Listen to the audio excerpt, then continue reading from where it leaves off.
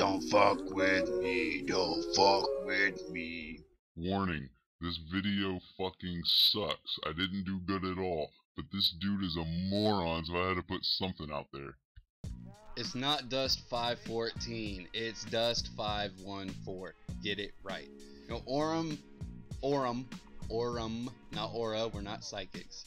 Aurum is not necessary to do well at the game. You know, I've never once spent real money on Dust. Sorry, CCP.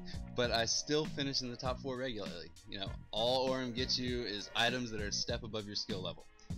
The equipment that you get from Aurum is better than your normal skill range allows, but that doesn't mean your opponent isn't further along in the game than you are. You know, it's probably going to end up being about even. CCP's Chief Marketing Officer David Reed has said, and I quote, "The virtual currency we sell, the Aurum, will allow you to use those guns. They won't give you an unfair advantage. It is very important to us as a skill-based game, a first-person shooter, that free-to-play isn't pay-to-win." Pay attention to that.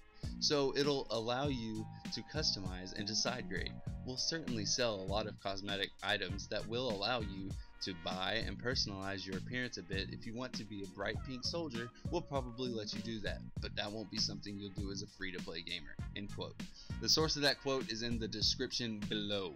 The only reasons you should use Aurum are for passive or active skill boosters or UVT subscriptions. You know, I played against a girl using an Aurum HMG and it cost her 70 Aurum per weapon. She died 7 times, which is 490 Aurum, which, you know, that's like almost 10 bucks. If you use Aurum for anything besides skill boosters or UVT subscription, you're wasting your money. You know, with that being said, newer players should definitely consider purchasing the mercenary pack, so you get that little Aurum pack with it.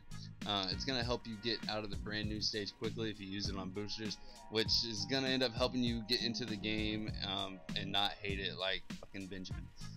You know, it's not mandatory, but I highly suggest it. Now, Benjamin, you know, I'm starting to think that you've never played Call of Duty unless you played on a LAN connection, because Call of Duty has the worst lag issues of any AAA title I have ever fucking played. For this game being in beta, I have to say it has really impressed me. I've only had a handful of lag issues in the month and change that I've been playing Dust, but you know, those little bitty lag spikes that I've had are apparently too much for you. You reiterate that this game is in beta over and over, yet I don't think you really know what being in beta means. It's so they can fix bugs, which they've done a pretty good job of. You know, as far as lag goes though, you're out of your fucking mind if you think Call of Duty has less lag than Dust. You know, if you want proof, I'll gladly play and record an hour straight of Modern Warfare 3 or Black Ops 2 and 1 hour straight of Dust 514. Then I'll count how many times I lag or migrate hosts or lose connection in both hours, and I guarantee Call of Duty has a higher number than Dust. I'd go as far as to say 10 times as many. There's no competition. Call of Duty sucks when it comes to connection. And I don't know what to say to you as far as reload times. I mean, is that really something that's important to you? I mean, if it is, go for it, man. You know, if you watch your video, you start reloading at 4 minutes and 26 seconds. You finish reloading at 4 minutes and 28 seconds. You know, is 2 seconds not fast enough for you? I mean, Jesus Christ, man. I'm glad you didn't start using the heavy machine gun, because you probably would have shit yourself. You know, that shit does take forever.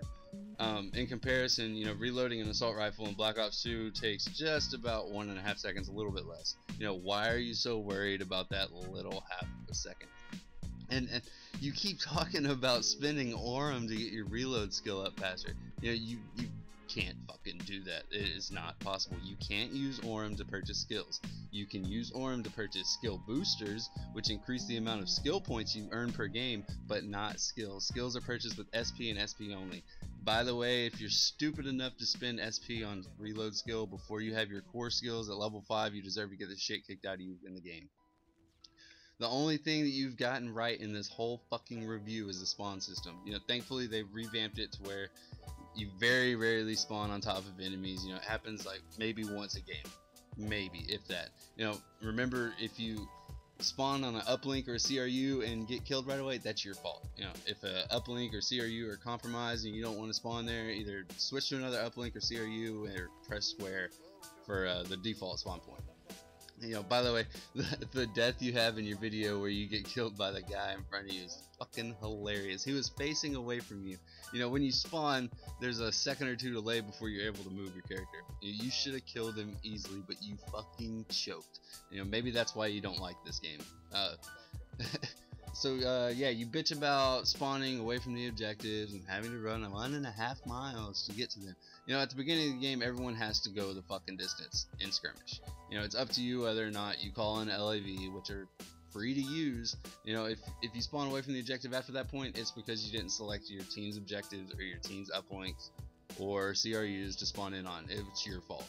You know, if your team has no objectives or uplinks or CRUs, well, guess what? Your team got redlined. The other team kicked the shit out of your team, and now your team's paying for it. It happens. You know, spawning near objectives you don't control would completely ruin the game. Stop bitching and get over it. In conclusion, you know, your entire review kind of made you seem just like an arrogant prick that couldn't handle the skill curve. You know, the game is difficult. We get that. You know, you expect to be able just to plug and play like Call of Duty. It's not that type of game. You know, it takes some time to get used to it. And if you took the time to learn how to play it, you probably would enjoy it. But since you want the pick up and play type of game, you know, go back to Call of Duty. We don't really want you here. You know, I've converted several of my friends from Call of Duty to Dust, and guess what? They fucking hate Call of Duty now. You know, this game's in a beta, and it's taking customers away from one of the biggest franchises in the history of gaming. You know, whether or not you agree with that is totally up to you. But next time you feel like using a completely irrelevant argument against a beta that is now, you know, right now it deserves at least 3.5 stars out of 5, you know, I'd probably think twice.